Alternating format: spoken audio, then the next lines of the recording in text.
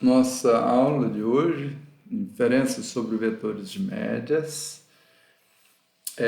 Nós estamos falando sobre os testes de vetores de médias, né, normais, e fizemos uma primeira aula dessa sessão do tópico 1 ao 17, falando do, da teoria geral do teste de razão de verossimilhança, em que os testes são encaixados uns nos outros, né? Então, a restrição feita sobre H0 está encaixada no espaço irrestrito, então nós temos um espaço irrestrito e um espaço restrito e o espaço restrito pela H0, e com isso nós fazemos as razões das verossimilhanças nos seus respectivos máximos e menos 2 ln de lambda, que é o lambda estatística, e isso dá uma distribuição aproximada aqui quadrado com grau de verdade sendo a diferença das dimensões desses dois espaços. Bom, então agora vamos falar sobre o teste, essencialmente, sobre o vetor de médias. Se o problema, então, for de testar a hipótese sobre o vetor de médias, μ, né, μ p-dimensional de populações normais multivariadas, nós vamos enfatizar dois casos, o de covariância conhecida, que vai ser a aula de hoje, e o de covariância desconhecida. Pode ser uma aula só ou duas, vou decidir ainda. Então, pelo menos teremos ao menos 3 aulas dessa sessão aqui. O caso quando a matriz de covariância é desconhecida, ele é o mais comum e será destacado, obviamente, posteriormente na próxima aula. O caso particular de variâncias conhecidas, então, se sigma, matriz positiva definida, da população subjacente, para o qual nós queremos testar o vetor de médias, hipótese sobre o vetor de médias, apesar de mais raro, acontece em alguns levantamentos de longo prazo, em experimentação extensiva, né, porque nós temos uma infinidade gigantesca de dados, então a gente pode passar a considerar que a covariância é conhecida. E eu, particularmente, não uso esse tipo de situação, nunca trabalhei, não tenho experiência nenhuma com isso. Então isso é muito raro, eu acho. Minha vida inteira nunca tive oportunidade de ter um caso desse. Mas atualmente talvez isso seja precioso. Mas de qualquer jeito, nós vamos apresentar esse teste pelo valor didático que isso apresenta e pelos resultados bonitos que eles têm. Então isso tem um valor didático imenso, que é o caso da distribuição quando você apresenta o teste normal com variância conhecida para testar a hipótese sobre a média no caso univariado. E depois você apresenta o caso de variâncias desconhecidas. Eu, na graduação, nem faço mais isso, só apresento o caso de variância desconhecida. Não apresento. Então, um é o caso, a distribuição normal, o outro é a t de estudo. Então, vamos ver o que acontece aqui nesse caso particular aqui. Dessa forma, nós vamos apresentar o caso de covariância conhecida inicialmente, pela maior simplicidade, e posteriormente o caso de covariância desconhecida. Suponhamos, então, a situação de interesse esteja focada em testar que a hipótese nula, H0, é que μ é igual a um dado vetor fixado, pertencente a RP, conhecido, μ0. Então, nós vamos fixar μ igual a μ0, numa população em que sigma é conhecido, uma população normal em que sigma é conhecido. Então, nós temos uma amostra de distribuição normal, uma amostra aleatória, y1, y2, yn, tamanho n de uma distribuição normal, np, μ, sigma, sendo sigma é conhecida, uma matriz positiva definida. E nós fizemos uma hipótese, lançamos uma hipótese que μ é igual a μ0. Portanto, a nossa distribuição normal, todos os parâmetros serão conhecidos, porque esse aqui, por pressuposição, né, nós conhecemos. E essa aqui, pela hipótese H0, nós estamos falando que vale μ0, que é um valor conhecido também, fixo, dos reais. Então, sob a hipótese nula, espaço restrito, o máximo da função de verossimilhança é a própria função de verossimilhança, porque sigma é conhecido, não tem o que fazer, não tem que derivar em relação a si, porque eu já conheço.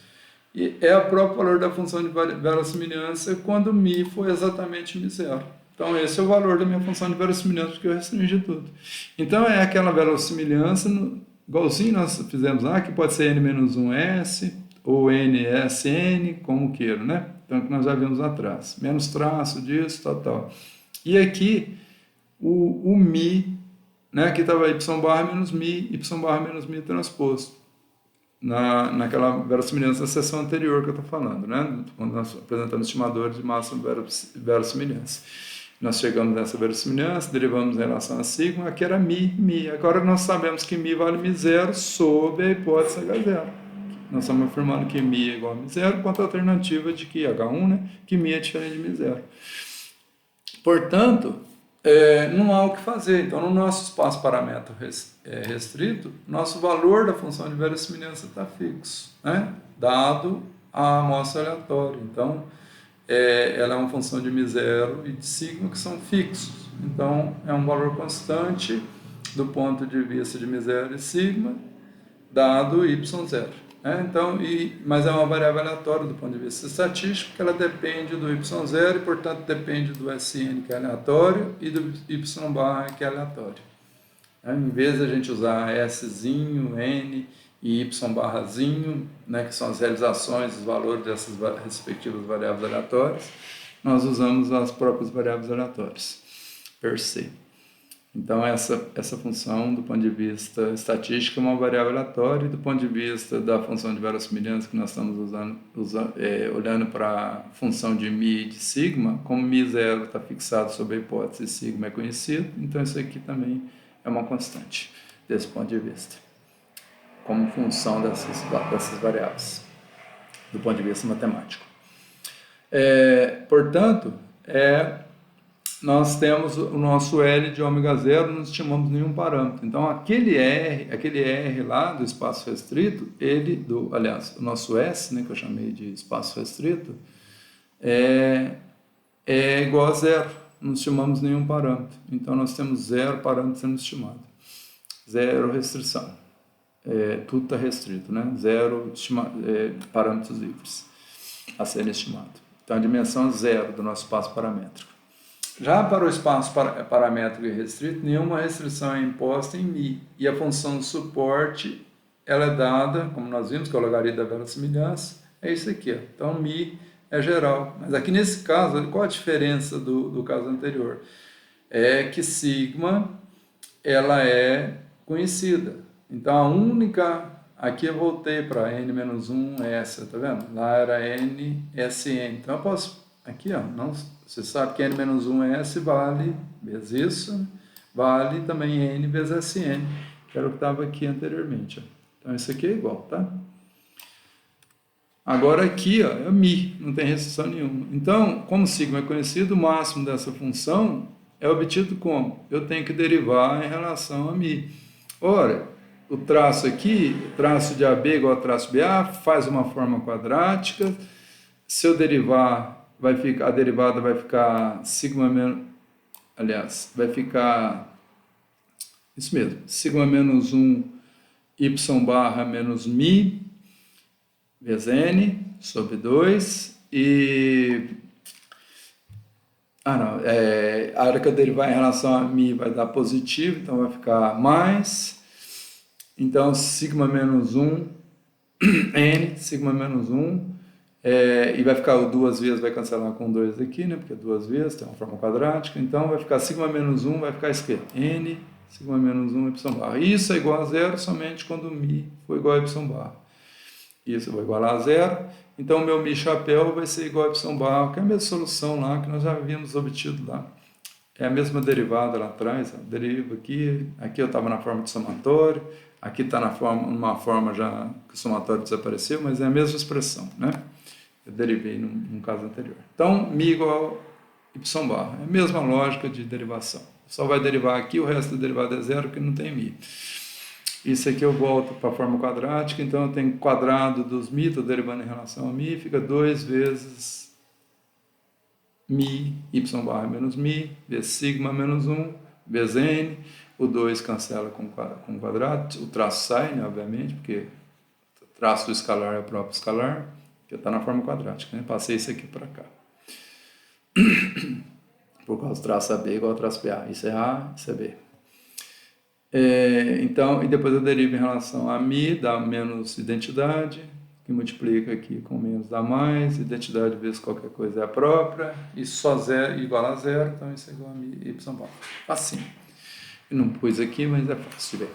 Desde que o máximo da função suporte coincide com o máximo da função de verossimilhança, por ser a função logaritmo, uma função monótona crescente, então se eu pegar, quando o y barra for mi aqui, eu vou ter o quê? Zero nessa parte. Então, se eu tomar o exponencial aqui, ó, então eu vou ter 2π elevado a menos n sobre p, vezes determinante da sigma elevada a menos n sobre 2, é exponencial dessa parte aqui, de menos meio disso aqui. Tá? Menos meio disso aqui. E o exponencial de zero é 1, né? Vezes exponencial de zero é 1. Então, esse é o máximo da função de verossimilhança. Aqui eu troquei o n-sn por o n-1s por n-sn. Então, esse é o máximo porque sigma é conhecido. Então, é o máximo da função restrita.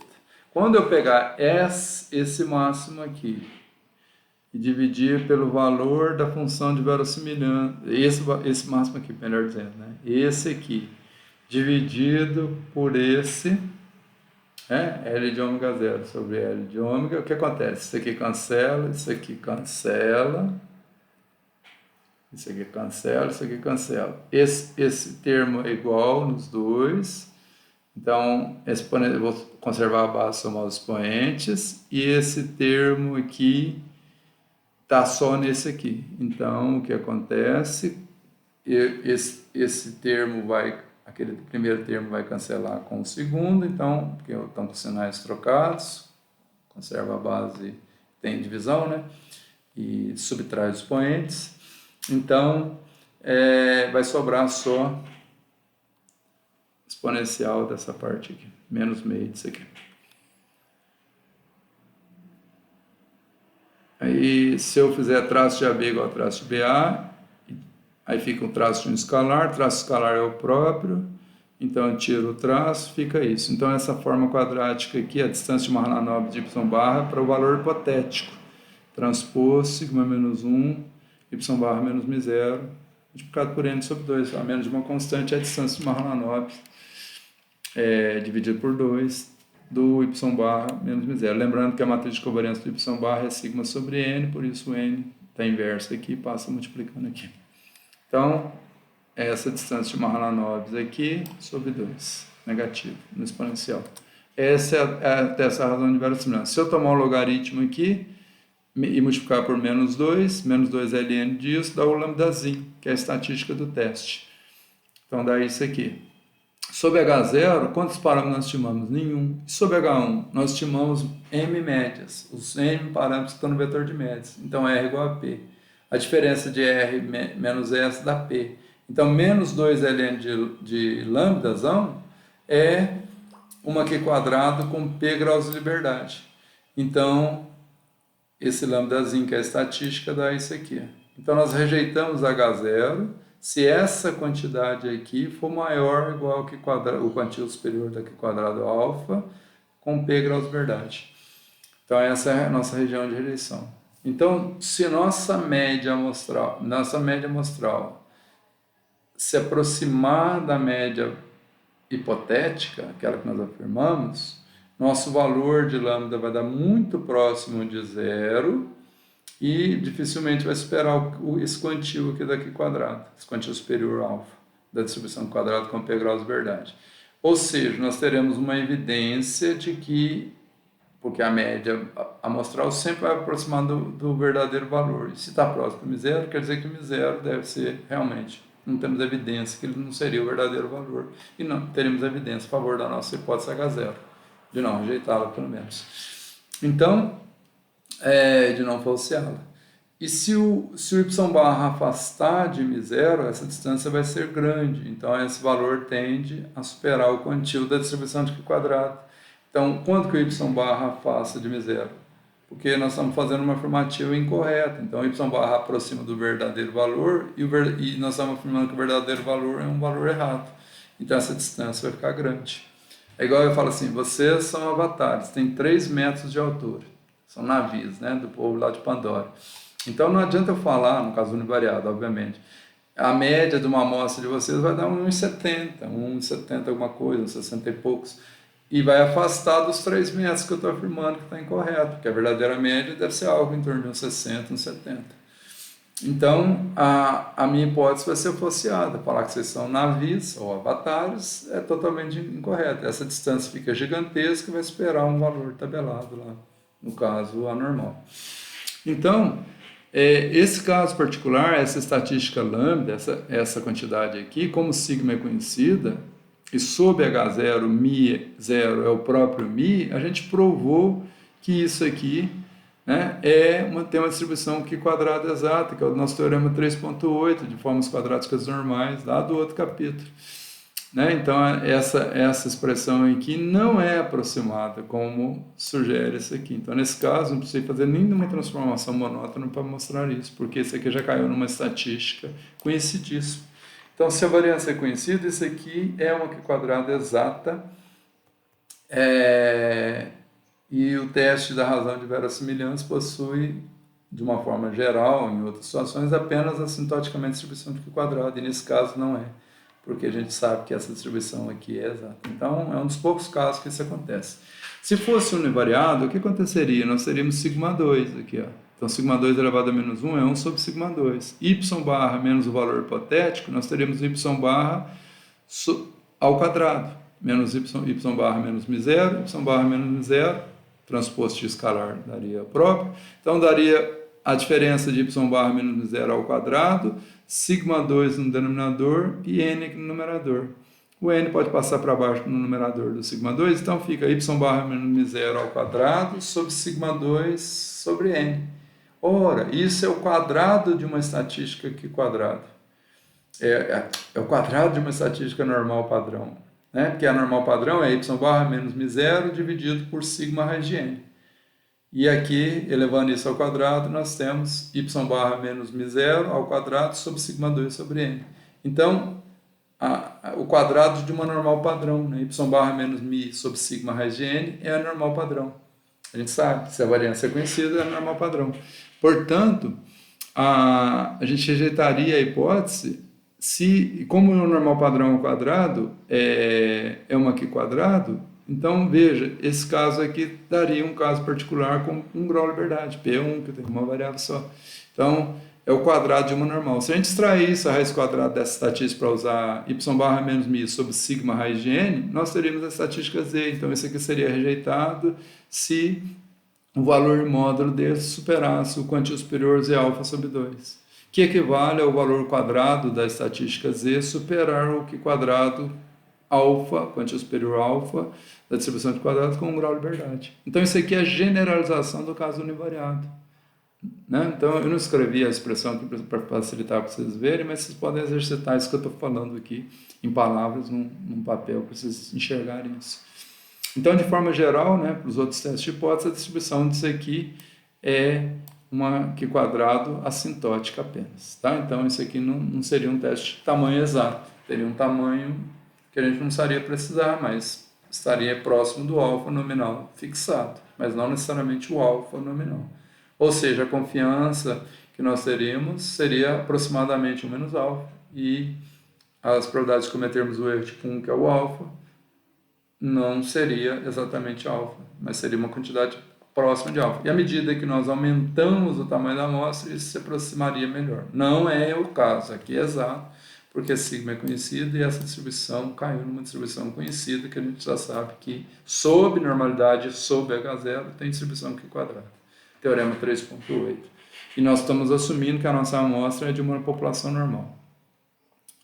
Tá? Se não for, isso aqui seria aproximadamente um teste válido também, se não for normal. Então, na próxima aula, nós vamos continuar para o caso em que sigma é desconhecido. Então, nós vamos começar nessa sessão, no item 34, para testar a mesma hipótese, né? μ igual a μ0, quanto a μ diferente de μ0, mas no caso de variância desconhecida. Então, muito obrigado por assistirem e até a próxima aula, que nós falaremos a última parte. Talvez tenha que dividir em 2 partes, eu vou decidir posteriormente. Muito obrigado, espero que tenham gostado.